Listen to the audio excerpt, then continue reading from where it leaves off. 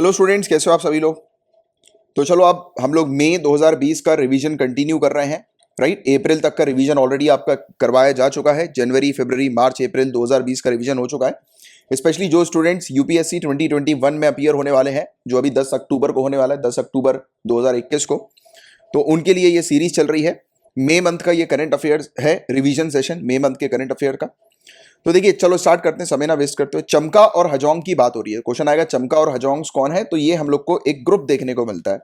Right, इनमें से जो चमका जो है आपको पता होना चाहिए ये बुद्धिस्ट है, और हजोंग जो है वो हिंदूज हैं। हुआ ये था कि जब ईस्ट पाकिस्तान हुआ करता था, ईस्ट पाकिस्तान कौन सा एरिया, जो हमारे बांग्लादेश, जो आज की डेट में हम बांग्लादेश जिसको देखते हैं ना, जिस टेरिटरी को हम लोग बांग्लादेश बोलते हैं, जिस एरिया को बांग्लादेश बोलते हैं, वो एक समय पर पाकिस्तान का हिस्सा था, ईस्ट पाकिस्तान के नाम से जाना जाता था। तो यहां पर एक पहाड़ी है, चित्तागोंग पहाड़ी। तो क्वेश्चन यहां से ये भी बनेगा कि चित्तागोंग पहाड़ी कहां पर है, तो आपको ये ध्यान में रखना है कि बांग्लादेश पर हमें ये देखने को मिलती है। त्रिपुरा मिजोरम के साथ और म्यांमार के साथ अपनी बाउंड्री शेयर करती है, चित्तागोंग हिल ट्रैक्ट्स। राइट, तो यहां पर रहती थी ये प्रजातियां। राइट, ये चमकाज और हजोंग यहां पर रहते थे ये लोग। और फिर हुआ क्या था कि यहां पर एक कप्ताई डैम प्रोजेक्ट हमें देखने को मिला, कप्ताई डैम प्रोजेक्ट। जब ये डैम बना तो इनके घर बार जो था वो पानी के नीचे आ गया था, मतलब कि सबमर्ज हो गया था, पानी में हमें देखने को मिला था। क्योंकि आप डैम जब बनाते हो, जब आप डैम बना रहे हो, नदी का फ्लो जो है बढ़िया जा रहा है, उस पर आप बैरियर लगाओगे, यानी कि ये डैम बना दोगे इस प्रकार से, तो ऑब्वियस सी बात है कि नदी का फ्लो जो है वो डाइवर्ट होगा थोड़ा बहुत। राइट, आसपास के एरिया पर स्प्रेड हो जाएगा। राइट, तो यही चीज हुई कि आसपास रहने वाले जो लोग थे, जिनका घर था, उनका घर पानी के नीचे चला गया, एंड नाउ अब उन्हें कोई और जगह ढूंढनी थी अपने लिए। तो इन्होंने ये चित्तागोंग हिल से ये निकले, बाहर आए, और बाहर आकर ये लुशाई हिल्स चले गए। आप देखिए, लुशाई हिल्स आपको यहां पर दिखाई दे रही होगी, लुशाई हिल्स, जो कि अगेन ये हिल हम लोग को मिजोरम और त्रिपुरा की देखने को मिलती है, लुशाई हिल्स। राइट, मिजोरम और त्रिपुरा में ये फैली हुई है रेंज। राइट, तो यहां से ये फिर अलग अलग जगह चले गए, कुछ मिजोरम में रुक गए, कुछ त्रिपुरा में रुक गए, कुछ अरुणाचल प्रदेश चले गए। देखिए, आप अरुणाचल प्रदेश में एंटर कर गए। तो ये चीज इनकी हमें देखने को मिलती है। तो आपको क्या क्या चीज प्रीलिम्स के लिए ध्यान में रखनी है, एक तो चमकाज और हजोंग, ये हम लोग को कम्युनिटी देखने को मिलती है। चमकाज इनमें से बुद्धिस्ट हैं, हजोंग हिंदू हैं, और ये पहले हुआ करते थे ईस्ट पाकिस्तान में। और यहाँ पर हम लोग को एक ये देखने को मिलती है चित्तागोंग हिल ट्रैक्ट। क्वेश्चन आएगा कहाँ पर है, तो आपको ये वाली फिगर, ये वाला आइडिया होना चाहिए, ये लोकेशन। राइट, और दूसरी लोकेशन लोशाई हिल्स की आपसे पूछी जा सकती है, तो उसमें आप आइडिया रखो कि मिजोरम और त्रिपुरा में ये फैली हुई हिल रेंज हम लोग को देखने को मिलती है। तो यहाँ से ये कम्युनिटी चली गई। राइट, क्लियर है, बस सिर्फ इतनी चीज आपको ध्यान में रखनी है। ठीक है, जैसे कि ये लोशाई हिल्स के बारे में, मिजोरम और त्रिपुरा की माउंटेन रेंज है। फिर ये लोग चले गए थे नॉर्थ ईस्ट फ्रंटियर एजेंसी के पास, जो कि आज की डेट में जैसे हम लोग अरुणाचल प्रदेश के नाम से जानते हैं, वहां पर चले गए थे। ये आए थे 5,000, और आज की डेट में 1 लाख से पार हो गए ये लोग, इनकी जनता। ये टॉपिक न्यूज में इसलिए आया था क्योंकि इनको जो है वो शामिल नहीं किया गया था। सरकार ने एक योजना लेकर आई थी, सरकार उस समय प्रधानमंत्री गरीब अन्न योजना। अब इस योजना में गरीबों को, ये योजना भी थोड़ा ध्यान में रखो, इससे रिलेटेड क्वेश्चन आ सकता है। ये योजना में लोगों को 5 रुपए 5 kg राइस, 5 किलो चावल और 1 किलो दाल जो है वो दिया जा रहा था, स्पेशली उन लोगों को जिनके पास राशन कार्ड है और जो अरुणाचल प्रदेश में रजिस्टर्ड है। अब प्रॉब्लम ये थी कि ये लोग जो थे, जो कि उधर से भाग के आए थे, बांग्लादेश से भाग कर आए थे, हजोंग और चमकास, अब इनके पास राशन कार्ड नहीं, तो अब ये इससे बाहर निकल आए। मतलब कि सरकार की जो ये राहत वाले जो पैकेजेस हैं, इकोनॉमिक पैकेजेस, तो उससे बाहर हो गए ये लोग। अब इन लोग, कहा जा रहा है कुछ रिपोर्ट्स के द्वारा कि यहाँ पर बहुत सारे बच्चे हैं, लोग हैं जो भूखमरी से मर रहे हैं। राइट, तो इसको लेकर कुछ ह्यूमन राइट ग्रुप जो है, उन्होंने पीएम से गुहार लगाई थी, तो इसलिए ये टॉपिक न्यूज में था। तो ये वाला भी एक एंगल, स्टोरी एंगल आपको पता होना चाहिए, काफी इंपॉर्टेंट टॉपिक है ये। और लगभग 33% लोग जो बच्चे हैं इनके, यानी कि 22,65,875 चमकाज और हजोंग में से लगभग 22,000 ये बच्चे हम लोग को इनके देखने को मिलते हैं। तो और बताया गया कि ये सीधे सीधे उल्लंघन है राइट टू फूड का, पैंडेमिक के दौरान। और राइट टू फूड जो है, आपको ये भी ध्यान में रखना है कि सुप्रीम कोर्ट ने आर्टिकल 21 में राइट टू फूड को शामिल किया हुआ है। राइट, जो कि कॉन्स्टिट्यूशन फंडामेंटल राइट है, कॉन्स्टिट्यूशन गारंटी देता है। अब सुप्रीम कोर्ट ने कह दिया है कि जो डीम्ड यूनिवर्सिटी जो होंगी वो भी एंटी करप्शन लॉ के अंदर आएंगी। तो ये वाली चीज आपको ध्यान में रखनी है। प्रिवेंशन ऑफ करप्शन एक्ट 1988 की अगर हम लोग बात करें, तो एक कानून के द्वारा जो है वो ये बनाया गया था, मतलब ये कानून बना था पार्लियामेंट का। किस चीज के लिए बना था? करप्शन को रोकने के लिए, नाम से ही क्लियर है।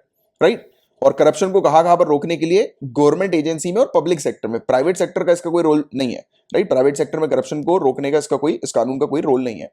और जो रिश्वत ले रहा है, जो रिश्वत दे रहा है, दोनों को ही जेल की सजा होती है, 3 साल से लेकर 7 साल तक की। राइट, चलो आगे की बात करें। Trends in world military expenditure, पूरे दुनिया भर की मिलिट्री एक्सपेंडिचर में क्या ट्रेंड चल रहा है। तो Stockholm International Peace Research Institute SIPRI की ये रिपोर्ट है। क्वेश्चन यहीं से बनेगा कि ये रिपोर्ट किसकी है, trends in world military expenditure, तो सिप्री ने ये रिपोर्ट जारी करी है। 2019 में टॉप 3 कंट्रीज जिन्होंने सबसे ज्यादा खर्चा किया था मिलिट्री के ऊपर वो कौन सी हैं, तो यूनाइटेड स्टेट्स, चाइना, इंडिया। ये टॉप 3 का नाम आपको थोड़ा सा पता होना चाहिए। और पहली बार ऐसा है कि इंडिया और चाइना जो है वो टॉप 3 मिलिट्री स्पेंडर्स की कैटेगरी में आई हैं। तो अपने आप में ये टॉपिक बहुत इंपॉर्टेंट बन गया है, राइट। ये आप मेंस में भी उपयोग कर सकते हैं। और 2019 में न्यू दिल्ली का डिफेंस स्पेंडिंग जो है वो भी काफी ज्यादा बढ़ी है। इंडिया का मिलिट्री एक्सपेंडिचर जो है वो काफी ज्यादा बढ़ गया पिछले 30 सालों में। You don't need to remember such percentage कि कितना परसेंट बढ़ा, क्या बढ़ा, वो सब चीजें काम की नहीं है, राइट। ये काम का थोड़ा सा है कि ग्रॉस डोमेस्टिक प्रोडक्ट का जो है वो हम लोग 2019 में पूरा जो टोटल हमारा जो ग्रॉस डोमेस्टिक प्रोडक्ट है तो उसका 2.4% हम लोग डिफेंस में स्पेंड कर रहे हैं। यानी कि ये रिपोर्ट आई है कि 2019 में 2.4% हमने स्पेंड किया। 2010 में हम लोग का स्पेंडिंग जो थी वो 2.7% थी, अब बढ़कर बताया जा रहा है कि बढ़ गया है 2.4% हो गया। अब काफी सारे स्टूडेंट बोलेंगे, कंफ्यूज होंगे, सर कहीं प्रिंटिंग मिस्टेक तो नहीं होगी, यहाँ पर 2.7% बता रहे हो आप, यहाँ पर 2.4% बता रहे हो 2019 में। तो देखने में तो ऐसा लग रहा है कि 2010 में 2.7% था, ये गिरकर 2.4% 2019 में हो गया। ये तो गिर गया है, आप तो बोल रहे हो कि बढ़ गया है। आप मुझे एक चीज बताओ, 1000 रुपए का 10% कितना होता है? 1000 रुपए का 10% कितना होता है? 100 रुपए होता है। 1000 रुपए का 10%। 10 रुपए का 10% कितना होता है? 10 रुपए का 10% कितना होता है? या चलो छोड़ो, 100 रुपए का 10% कितना होता है? 10 रुपए। तो दोनों बात बराबर है ना। चाहे आप 1000 का 10% ले लो तो वो 100 रुपए हो रहा है, आप किसका 10% ले लो, 100 का 10% ले लो, 10 रुपए हो रहा है, राइट। तो दोनों जगह 10% है ना, दोनों जगह बराबर ही है परसेंटेज, बट वैल्यू में अंतर है ना। एक जगह 1000 रुपए का 10% 100 रुपए और एक जगह 10 रुपए। तो 100 रुपए बढ़ा या 10 रुपए बढ़ा? 100 रुपए बढ़ा है ना, बट परसेंटेज के मामले में दोनों सेम ही है। तो परसेंटेज से फर्क नहीं पड़ता, फिगर से फर्क पड़ता है। तो figure is important, value is important in monetary terms, right. तो मॉनिटरी टर्म्स में ये बड़ा है, जीडीपी के कंपैरिजन में बड़ा है, राइट, यानी कि वैल्यू के मामले में, क्योंकि वैल्यू ज्यादा है। अब उस समय उतनी जीडीपी हुआ नहीं करती थी, तो ज्यादा नहीं हुआ करती थी। अब जीडीपी बढ़ गई है, तो जीडीपी जितनी बढ़ी है उसके अकॉर्डिंग हम लोगों ने क्या किया, उसका परसेंटेज भी इस प्रकार से एलोकेट किया है, राइट, मिलिट्री स्पेंडिंग के ऊपर। तो ये चीज़, और काफ़ी सारी टेक्नोलॉजीज वगैरह हम लोगों ने इंपोर्ट कराई हैं डिफेंस को लेकर, इसलिए काफ़ी ज़्यादा खर्चा हमें देखने को मिला है। और ये वाली चीज़ भी अगर आप चाहो तो याद रख सकते हो मेंस के लिए कि पिछले 30 सालों में सबसे हाईएस्ट 2019 में मिलिट्री स्पेंडिंग हम लोग को मतलब पूरे दुनिया भर की देखने को मिली थी पिछले 30 सालों में। ये पूरे दुनिया भर की बात हो रही है, ग्लोबल मिलिट्री एक्सपेंडिचर की बात हो रही है 2019 के। तो पिछले 30 सालों में यहाँ पर 2019 में देखने को मिला, जो कि सबसे ज्यादा था। और टॉप 5 स्पेंडर जो थे 2019 में गई, तो उन्होंने 62% पूरे दुनिया भर में जितना एक्सपेंडिचर होता है उसका 62% मात्र टॉप 5 स्पेंडर्स ने ही जो है वो उठाया है। मतलब आप ये कह सकते हो कि 5 कंट्रीज ऐसी हैं कि पूरी कंट्री, पूरे दुनिया भर में जितना खर्चा हो रहा है मिलिट्री एक्सपेंडिचर में उसका 62%, आधे से भी काफी ज्यादा 5 कंट्री ने कंट्रीब्यूट किया, जिसमें सबसे ज्यादा यूएसए ने 38%। पूरे दुनिया भर के डिफेंस एक्सपेंडिचर का सिर्फ सीधा सीधा 38% जो खर्चा है वो यूएसए की तरफ से हम लोग को देखने को मिलता है। पिछले 25 सालों में चाइना ने भी अपने मिलिट्री एक्सपेंडिचर को बढ़ा दिया है। अब ये वाली ट्रीटी से रिलेटेड क्वेश्चन आ सकता है, Comprehensive Nuclear Test Ban Treaty, नाम से समझ में आना चाहिए, न्यूक्लियर टेस्ट बैन ट्रीटी। तो सभी के सभी न्यूक्लियर एक्सप्लोजन हर जगह किसी के भी द्वारा अगर किए जा रहे हैं तो उस पर लिमिट लगाने को लेकर ये ट्रीटी हमें देखने को मिलती है। ये ट्रीटी 24 सितंबर 1966 को लागू हुई थी और इसमें लिखा हुआ है कि इंडिया, नॉर्थ कोरिया और पाकिस्तान ने ट्रीटी को साइन किया। तो ये वाला स्टेटमेंट आपका हो जाता है गलत, क्योंकि नॉर्थ कोरिया यहाँ पर, नॉर्थ कोरिया ने थोड़ा ना किया है साइन वगैरह, राइट। तो ये चीज आप लोग को थोड़ी सी पता होनी चाहिए। और एक रीसेंट रिपोर्ट जारी की है United States State Department on adherence to and compliance with arm control. तो ये रिपोर्ट इशू हुई है। रिपोर्ट किसने इशू की है दैट इज नॉट इंपॉर्टेंट, ये वाली चीज आपसे नहीं पूछी जाएगी, राइट। और ये नॉन प्रोलिफरेशन डिसआर्मामेंट को लेकर ये रिपोर्ट हम लोग को देखने को मिली है, जिसने कंसर्न जो है वो रेस किया है कि चाइना और रशिया जो है वो न्यूक्लियर टेस्ट कंडक्ट कर रहे हैं। तो ये वाली चीज आपसे प्रीलिम्स में नहीं पूछी जाएगी, बट एक अंडरस्टैंडिंग के लिए आपको पता होनी चाहिए मेंस पॉइंट ऑफ व्यू से कि इस प्रकार की चीज चल रही थी कि यूएसए ने आरोप लगाया था चाइना और रशिया के ऊपर कि वो न्यूक्लियर टेस्ट कंडक्ट कर रहे हैं, राइट। बट रशिया और चाइना ने रिजेक्ट कर दिया यूएसए के क्लेम को। अब रूहदार क्या है गाइस? तो लो कॉस्ट मैकेनिकल वेंटिलेटर है, कोरोना वायरस से लड़ने के लिए आईआईटी बॉम्बे की टीम के द्वारा इसे डेवलप किया गया था। एक वेंटिलेटर मात्र 10,000 रुपए में बनाया जा रहा है। ग्रिड 2020 की बात करें, global report on internal displacement की बात करें, तो ये ग्रिड की रिपोर्ट किसके द्वारा रिलीज की गई? Internal displacement monitoring centre. ये वाला चीज ऐसा नहीं पूछी आएगी, बट हाँ, स्टेट सिविल सर्विसेज की आप तैयारी कर रहे हो तो थोड़ा सा ध्यान रखा करो, क्योंकि स्टेट सिविल सर्विसेज वाले कुछ भी पूछ सकते हैं इस तरीके के, बट इस टॉपिक से रिलेटेड नहीं आएगा, राइट। और ये इंटरनल डिस्प्लेसमेंट मॉनिटरिंग सेंटर जो है, ये पार्ट है नॉर्वेजियन रेफ्यूजी काउंसिल का। इंडिया के अंदर डिस्प्लेसमेंट की बात करें गाइस, तो नियरली 5 मिलियन लोग जो हैं वो 2019 में डिस्प्लेस हुए थे इंडिया के अंदर। पूरे दुनिया भर में ये सबसे ज्यादा है। इसका आप उपयोग कर सकते हैं मेंस के लिए, कि 5 मिलियन यानी कि 50 लोग 2019 में डिस्प्लेस हुए, अपना घर छोड़ के दूसरी जगह गए।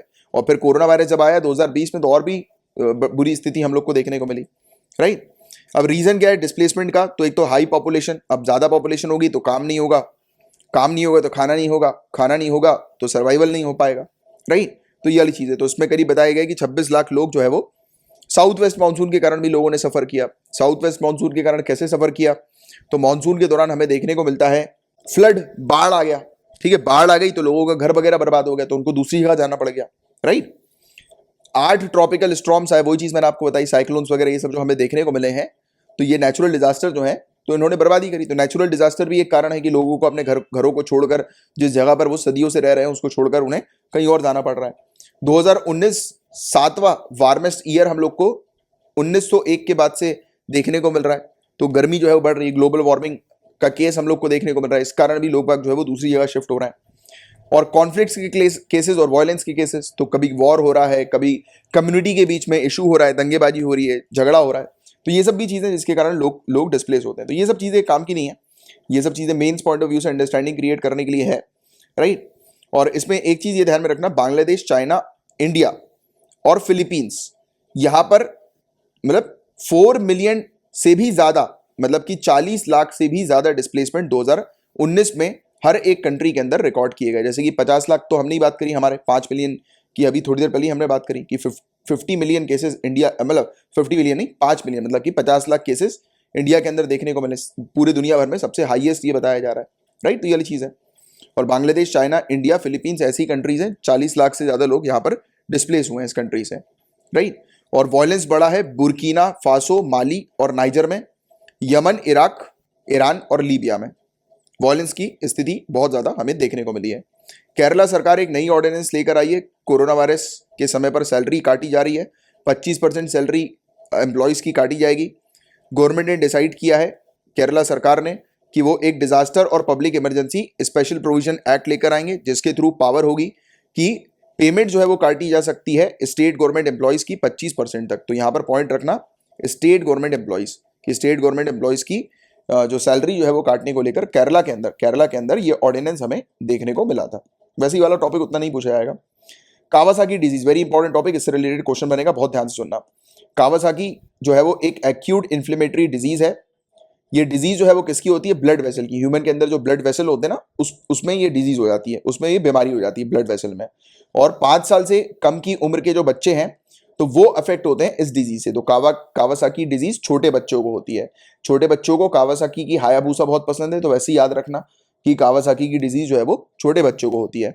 अब इसमें सूजन आ जाती है, किसमें सूजन आती है? मैंने आपको बताया इन्फ्लेमेटरी डिजीज है, ब्लड वेसल में सूजन आ जाती है, ब्लड वेसल इन्फेक्ट होता है, राइट। और डिजीज जो होती है वो बॉडी के दूसरे पार्ट्स को भी सीरियसली अफेक्ट करती है, जैसे कि हार्ट को। और ब्लड वेसल डायरेक्टली हार्ट से रिलेटेड है। अगर किसी भी इंसान के ब्लड वेसल में कोई प्रॉब्लम होगी, जैसे कि हम बोलते हैं ना high blood pressure, low blood pressure, ये ब्लड वेसल में ही होता है।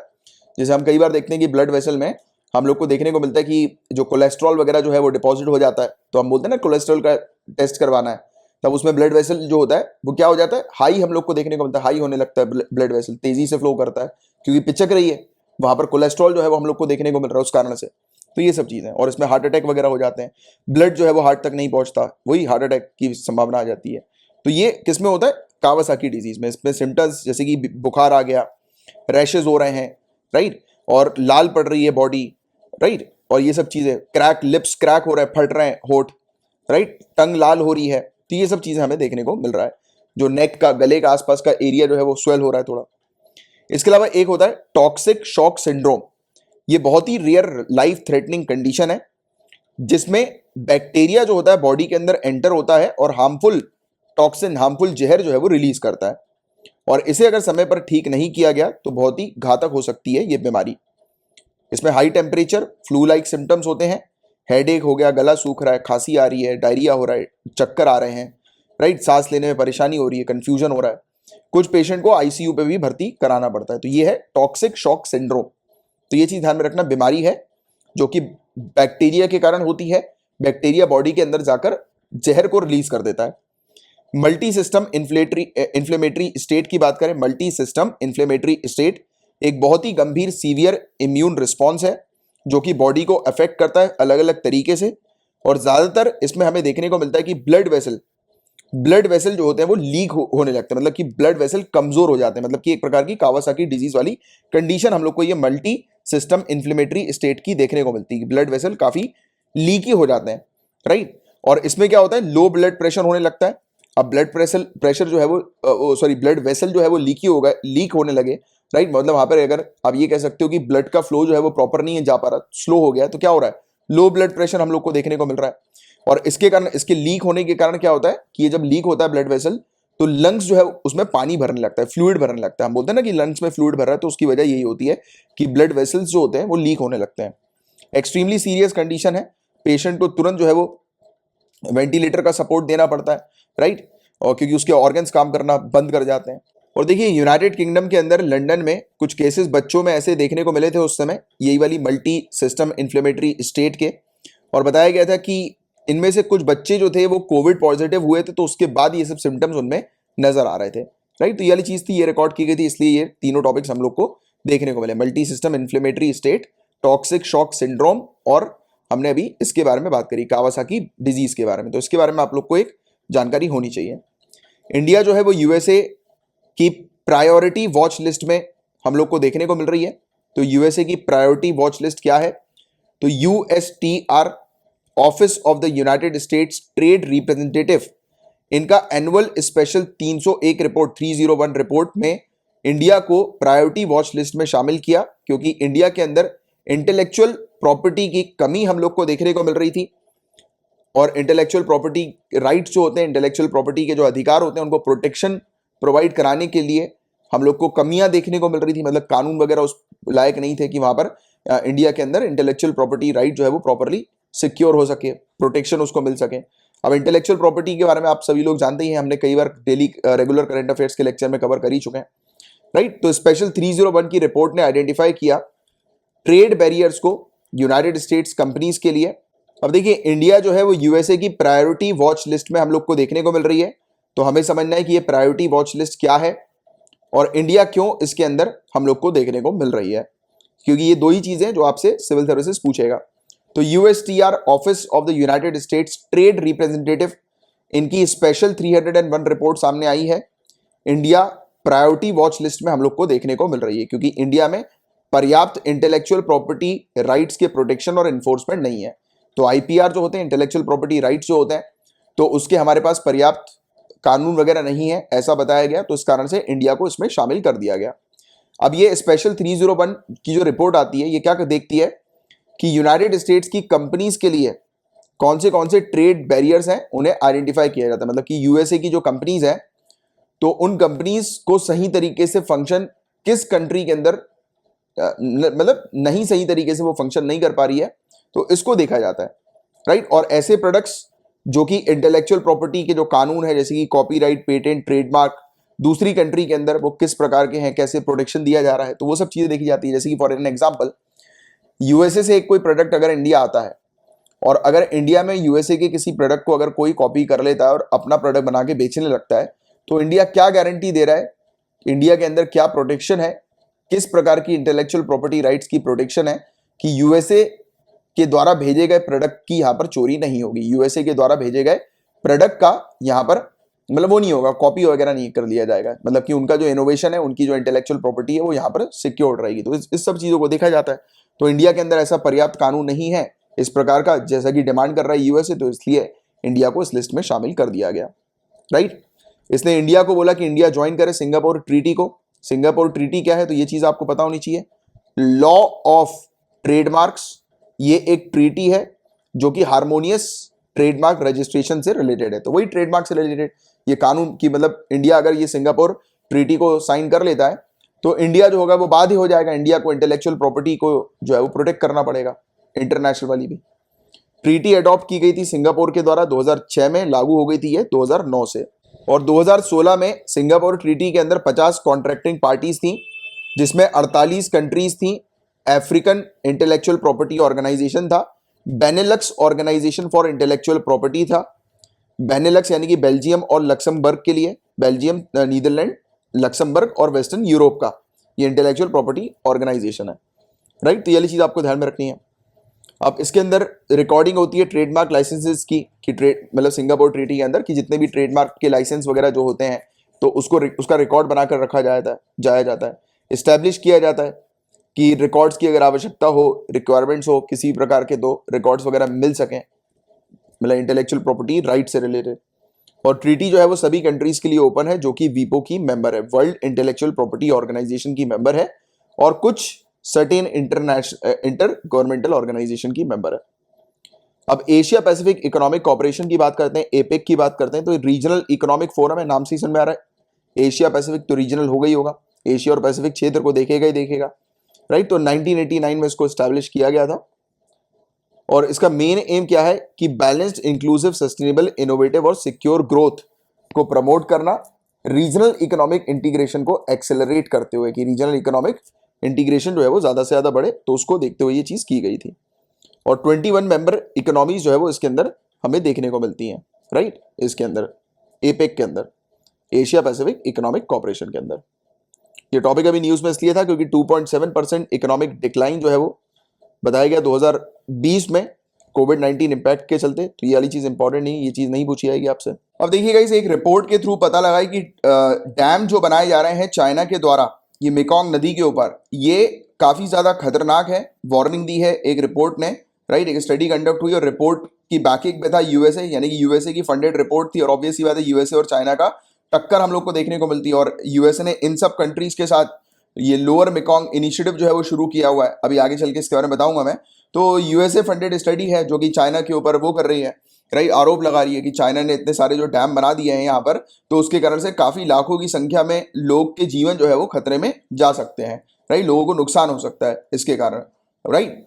क्योंकि डैम का काम क्या होता है, पानी को रोकना, राइट। पानी को रोकने का काम करता है, बैरियर का काम करता है रिवर के फ्लो में। आप इसने काफी सारे डैम्स यहाँ पर बनाए हुए हैं, मतलब कि ऊपर से ये पानी जो है, ये देखो यहाँ से ओरिजिन हो रहा है और ऊपर से ये मेकोंग का पानी जो है वो नीचे वाली कंट्रीज तक पहुंच रहा है। तो चाइना चाहे तो डैम्स के थ्रू ब्लॉक भी कर सकता है उनके फ्लो को, राइट। और या फिर एकदम से छोड़ भी देगा, एकदम से छोड़ देगा तो ऑब्वियसली बात है कि बाढ़ आ जाएगी वहां पर। तो ये वाली कुछ वार्निंग जो है वो इनके द्वारा दी गई है। यूनाइटेड स्टेट्स की पार्टनरशिप हम लोग को लोअर मेकोंग इनिशिएटिव के तौर पर देखने को मिलती है। किसके साथ? कंबोडिया, लाओस, म्यांमार, थाईलैंड और वियतनाम, इन कंट्री के साथ, जिन कंट्री में ये लोअर मेकोंग क्षेत्र पर ये कंट्री देखने को मिलती है, मेकोंग का पानी जहां पर आता है। चाइना ने पहली बार डैम जो है वो अपर मेकोंग के अंदर 1990 में बनाया था। और अभी 11 डैम यहाँ पर हम लोग को देखने को मिल रहा है इस मेकोंग नदी के ऊपर, राइट। और ये और भी ज्यादा डैम्स बनाने के ऊपर प्लानिंग कर रही है चाइना, जिससे कि ये हाइड्रो पावर को जनरेट कर सके।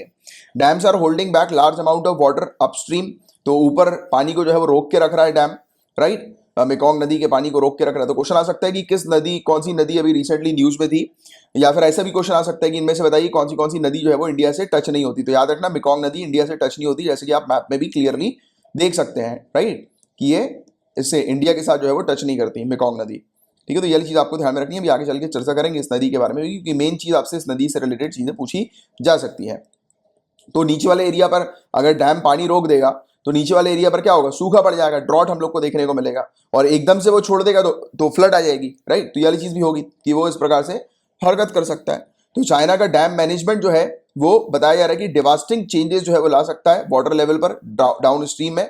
वो चाहे तो रोक सकता है या तो एकदम से छोड़कर स्थिति जो है वो खराब भी कर सकता है। तो ये वाली चीज इन्होंने बताई है। और गाइस, चाइना जो ब्रह्मपुत्र नदी के ऊपर डैम बना रहा है 2015 से, तो उस पर हम लोग भी जो है वो चिंतित बताए जा रहे हैं। डैम जो पहली बार हाइड्रो पावर प्रोजेक्ट जो चाइना के द्वारा जो तैयार किया गया था वो जांगमू में किया गया था, और 3 और डैम है जो कि डेवलप हो रहे हैं, राइट। और इंडियन ऑफिशियल्स ने हालांकि कहा है कि डैम जो है वो हमें उतना इम्पैक्ट नहीं करेंगे, यानी कि ब्रह्मपुत्र नदी के जो फ्लो है उस पर इम्पैक्ट नहीं करेंगे, क्योंकि ये पानी जो है वो सिर्फ पावर जनरेशन के लिए स्टोर कर रहा है। आपको पता होगा कि पावर जनरेशन में हम लोग को क्या चीज़ देखने को मिलती है कि पानी का फ्लो आता है, और पानी का फ्लो क्या होता है, वहां पर वो बने रहते हैं, चक्के बने रहते हैं, राइट। तो चक्के को घुमाता है और उससे जो है वो चालू हो जाता है, पावर जो है, इलेक्ट्रिसिटी जो है वो जनरेट होती है। तो कहा जा रहा है कि वो उतना इफेक्ट नहीं करेगा ब्रह्मपुत्र नदी का फ्लो। और ये भी हमने कहा है कि हम लोग के पास जो ब्रह्मपुत्र नदी जो आती है, राइट, उसका पानी जो आता है वो 35% उसकी बेसिन इंडिया के अंदर है, और वो अपस्ट्रीम फ्लो के ऊपर डिपेंडेंट पूरी तरह से नहीं है, कि ऊपर वाले फ्लो के ऊपर फ्लो से पूरी तरह से डिपेंडेंट नहीं है। ये वाली चीज़ जो हमारे पास हमें मिलती है, हमारे बेसिन 35% बेसिन, राइट। और इंडिया जो है उसके उसके मतलब चाइना के साथ किसी प्रकार का वाटर शेयरिंग एग्रीमेंट भी नहीं है। इंडिया और चाइना के बीच में कोई वाटर शेयरिंग एग्रीमेंट नहीं है। ये पॉइंट भी आप थोड़ा सा ध्यान में रखना। देखिए यहाँ से उठाकर आपसे क्वेश्चन पूछे जा सकते हैं। तो मेकॉन्ग नदी की बात करें गाइस, तो 6 कंट्रीज में ये मेकॉन्ग नदी बहती है। ये वाला पॉइंट आपको ध्यान में रखना है, जैसे Cambodia, Laos, Thailand, Myanmar, right, और वियतनाम। ये कितनी हो गई? 5 हो गई, और एक चाइना, राइट। तो ये चीज आप लोग को ध्यान में रखना है। टोटल 6 कंट्री के अंदर ये बहती है। चाइना के अंदर से लैंगकेंग नदी कहा जाता है, राइट, और लैंगकेंग नदी, तो ये वाली चीज आपको ध्यान में रखनी है, और साउथ चाइना सी में जाकर ये मिल जाती है, राइट।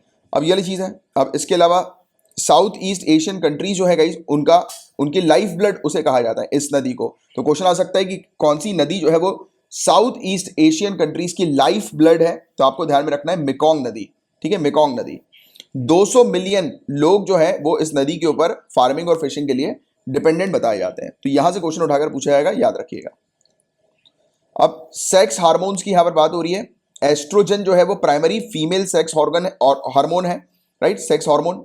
और एड्रीनल ग्लैंड जो है और टेस्टिस जो हम लोग को मेल्स में देखने को मिलती है, वो प्रोजेस्टेरोन जो है वो प्रोड्यूस करती है।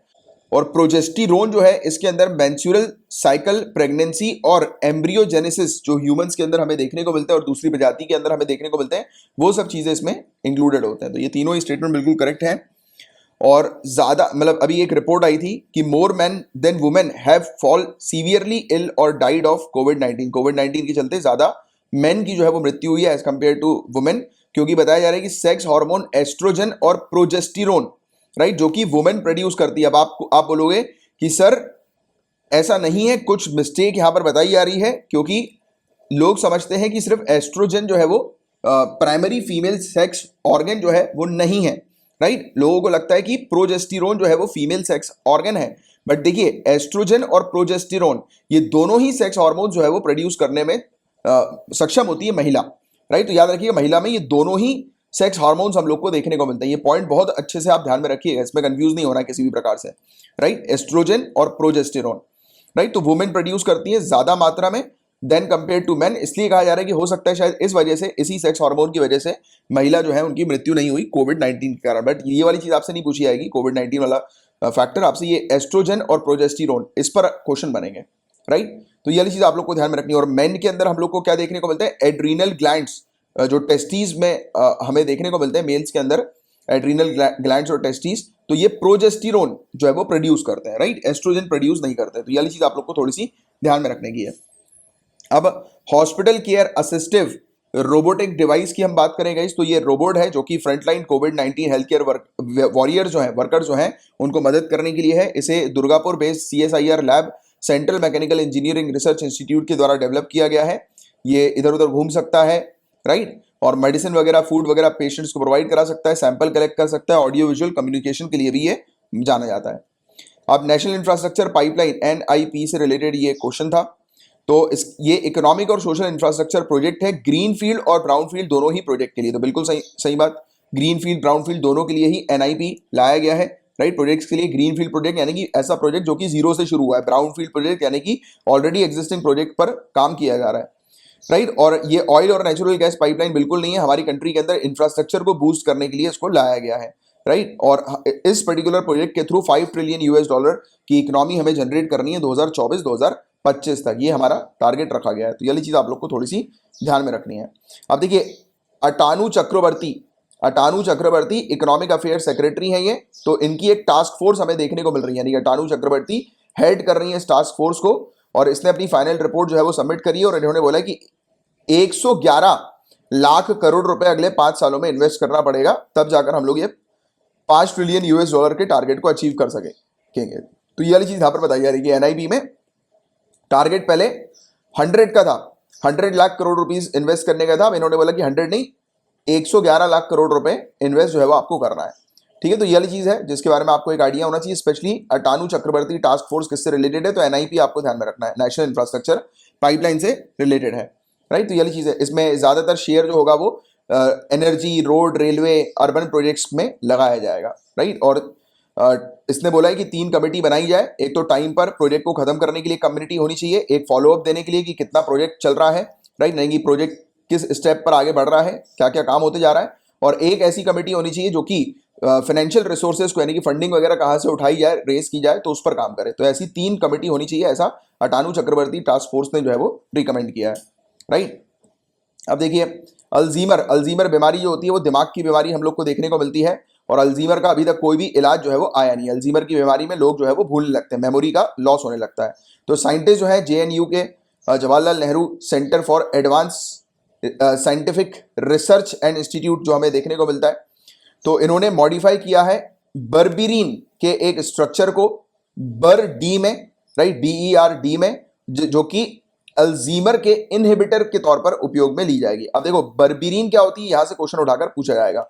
बर्बीरिन तो ये केमिकल हम लोग को देखने को मिलता है जो कि प्लांट्स में पाया जाता है, यूरोपियन बार्बरी में पाया जाता है, बार्बेरी में, गोल्डन सील में, गोल्ड थ्रेड में, ऑरेगन ग्रेप में, राइट, और फेलोडेंड्रॉन में, और ट्री टर्मरिक में, राइट। तो इन सब में यानी कि हल्दी वगैरह में ये बर्बरीन नाम का एक केमिकल जो है वो पाया जाता है। याद रखिएगा बर्बरीन एक केमिकल है जो प्लांट्स में पाया जाता है।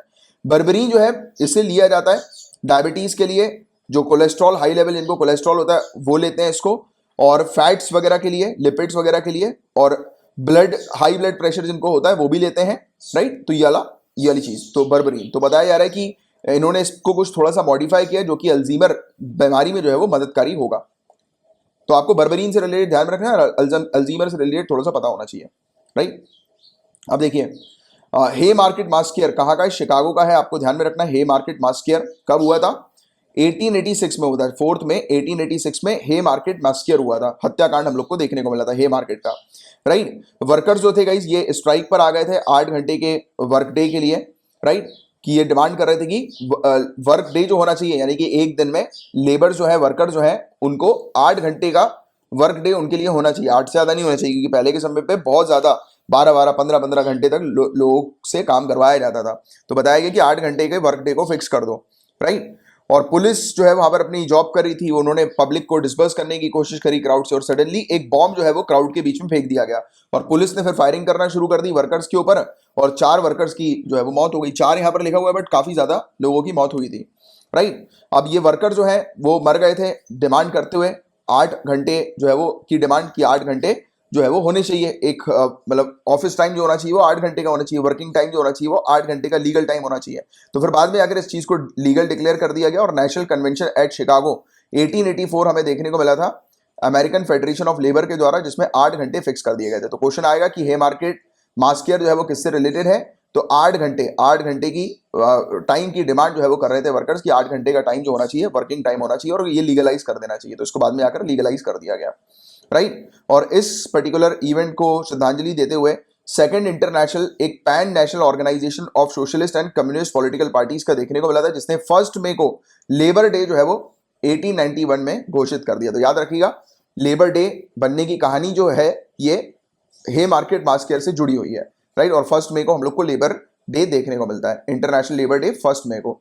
इसे इंटरनेशनल वर्कर डे या फिर मे डे भी कहा जाता है। इंडिया के अंदर पहली बार ये सेलिब्रेट किया गया था जब हम लोग को मद्रास में देखने को मिला था कि वर्कर्स ऑर्गेनाइज हुए थे, तो उन्होंने सेलिब्रेट किया था, और ये लेबर किसान पार्टी ऑफ हिंदुस्तान के द्वारा 1 मई 1923 को जो है वो ऑब्जर्व किया गया। तो 1 में बस आपको ध्यान में रखना है कि लेबर डे हम लोग को देखने को मिलता है, और हे मार्केट मास केयर थोड़ा सा ध्यान में रखना है। शिकागो का ये हे मार्केट मास केयर हम लोग को देखने को मिलता है, 1886 का ये मास केयर है। अब देखिए आप इसमें एक चीज में कंफ्यूज मत होना, ये डेट में, ठीक है। यहाँ पर 1886 का डेट यहाँ पर लिखा हुआ है, क्योंकि ये कंफ्यूजन पहले भी आया था स्टूडेंट के बीच में। अभी क्लियर कर देता हूँ कि हे मार्केट मास केयर जो हुआ था वो 4 मई 1886 को हुआ था। अब आप बोलोगे सर हे मार्केट मास केयर पहले हुआ और अभी ये डिक्लेयर किया इन्होंने 1884 को। देखो अभी वाली डेट देखो, नेशनल कन्वेंशन एट शिकागो इन 1884, इस समय जो है वो अमेरिकन फेडरेशन ऑफ लेबर के द्वारा डिक्लेयर कर दिया गया था कि 8 घंटे जो होंगे वो वर्कर्स डे के तौर पर लीगल टाइम जो है वो होगा, राइट। तो देखो क्या होता है कि कोई भी ऑर्गेनाइजेशन बनता है, संगठन बनता है, तो ये क्या कर रहा है, ये डिमांड कर रहा है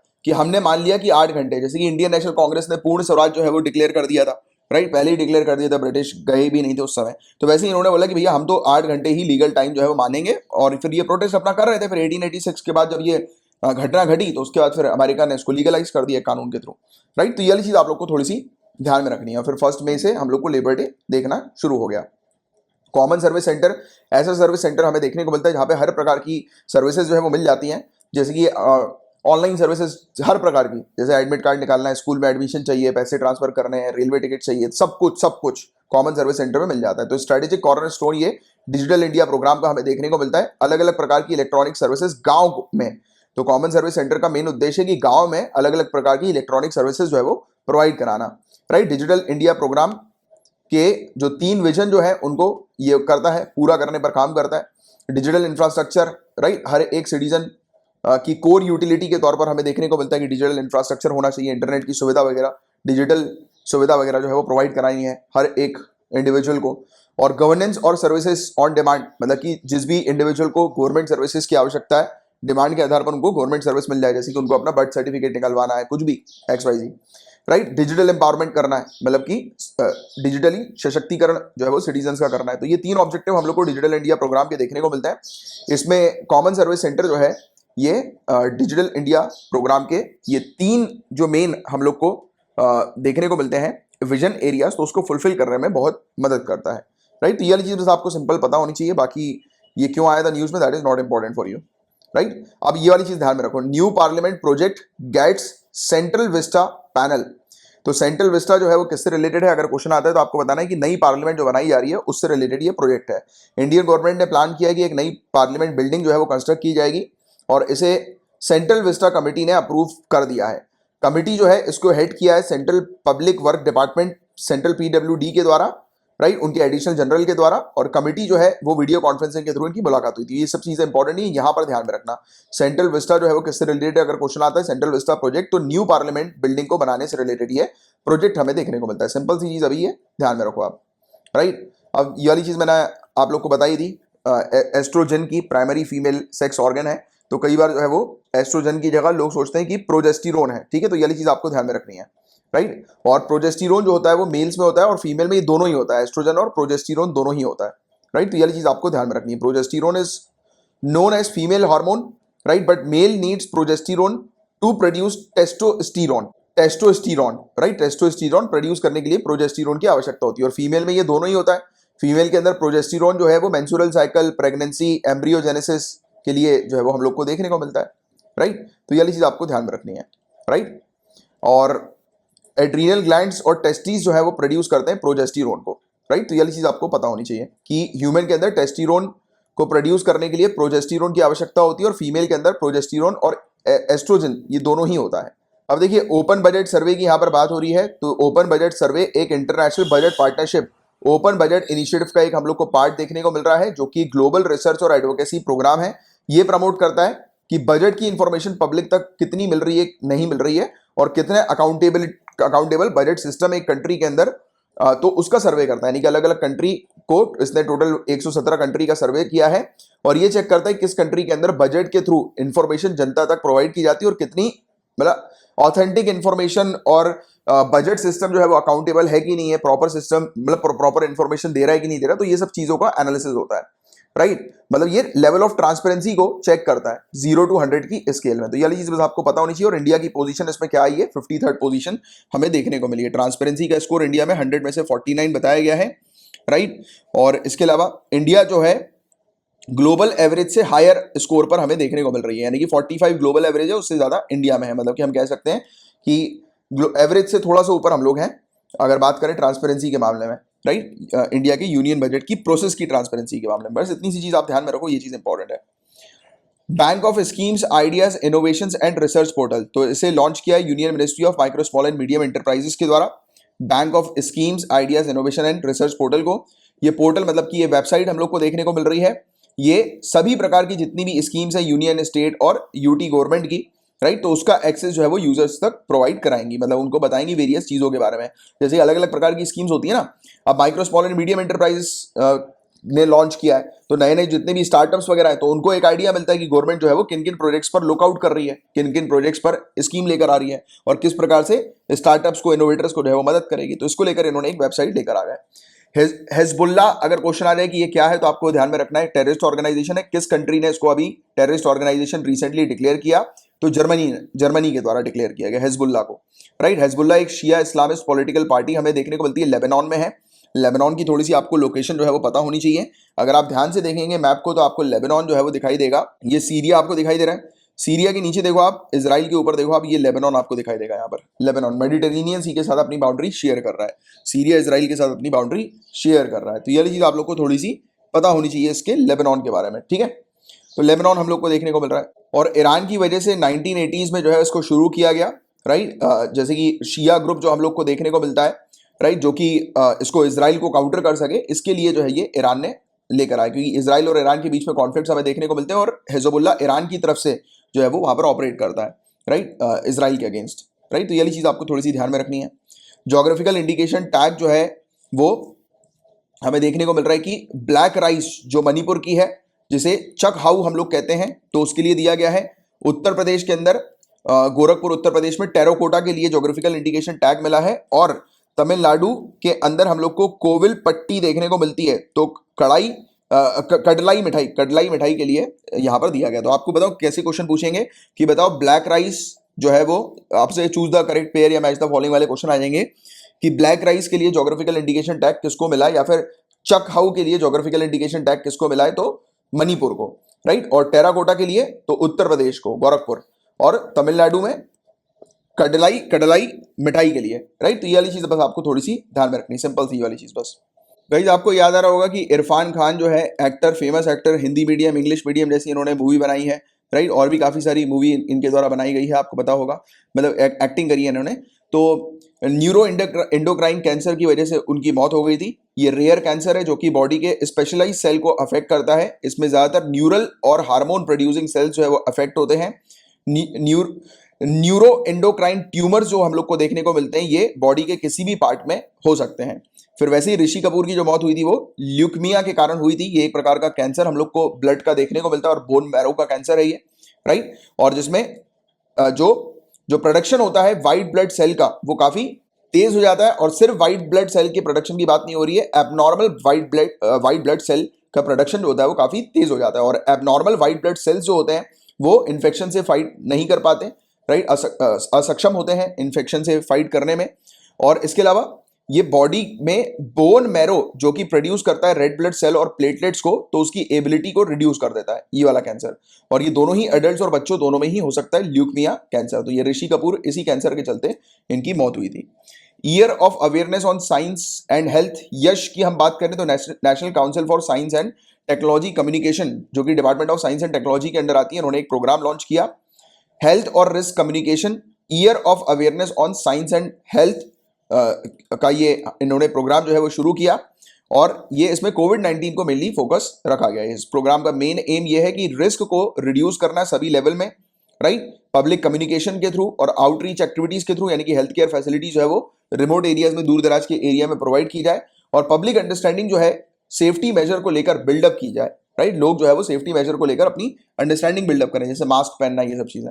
और देखिए आरबीआई ने 50,000 करोड़ रुपए की स्पेशल लिक्विडिटी फैसिलिटी जो है वो म्यूचुअल फंड के लिए लेकर आई थी, अनाउंस करी थी, राइट। क्योंकि म्यूचुअल फंड जो है वो काफी ज्यादा प्रेशर फेस कर रही थी, तो इसलिए उनको लिक्विडिटी फैसिलिटी 50,000 करोड़ रुपए की प्रोवाइड कराने का अनाउंसमेंट आरबीआई के द्वारा किया गया था। वैसे ये वाली चीज आपसे नहीं पूछी जाएगी, बैंक के लिए वाली चीज इंपॉर्टेंट है। बट हाँ, ये भी चीज ध्यान में रख लेना थोड़ा सा, रेपो, कि आरबीआई जो है वो रेपो यानी कि रीपर्चेज एग्रीमेंट इसका फुल फॉर्म होता है। तो ये रेपो ऑपरेशन जो है वो 90 डेज के लिए फिक्स रेट पर जो है वो कंडक्ट करेगी, मतलब फिक्स रेट, मतलब फ्लेक्सिबल रेट नहीं होंगे। रेपो रेट का मतलब आपको पता है ना कि जब भी बैंक को पैसों की रिक्वायरमेंट होती है, कैश की रिक्वायरमेंट होती है, तो शॉर्ट टर्म पीरियड के लिए आरबीआई से जो है वो मांग सकती है। तो 90 डेज के लिए अब आरबीआई से ये मांग सकती है बैंक। तो उस समय इन्होंने ये वाली चीज अनाउंस करी थी, राइट। तो ये वाली चीज आपको इसके बारे में पता होना चाहिए। अब नेक्स्ट लेक्चर में आगे के टॉपिक्स जो है वो कंटिन्यू करेंगे।